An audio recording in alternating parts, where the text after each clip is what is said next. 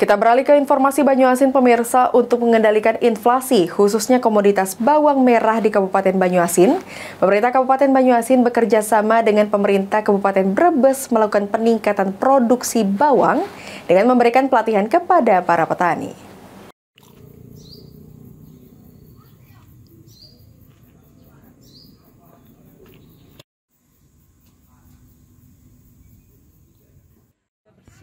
Upaya dalam pengendalian inflasi khususnya komoditas bawang merah, pemerintah Kabupaten Banyuasin akan meningkatkan produksi bawang merah di Bumi Sedulang Setudung.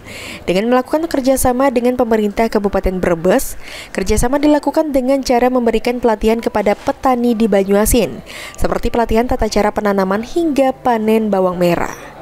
Kegiatan ini juga merupakan tindak lanjut dari instruksi Irjen Kemendagri terkait bentuk nyata dalam upaya pengendalian inflasi khususnya komoditas bawang merah yang ada di Banyuasin.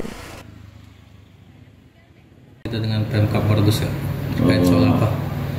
Dasarnya ya di latar belakangnya instruksi dari Inspektur Jenderal Menteri Dalam Negeri.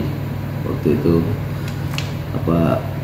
Zoom meeting bersama beliau, dan beliau mengarahkan untuk melakukan kerjasama antara Brebes sebagai penghasil bawang untuk mengatasi inflasi ini. Suryadi, PAL TV.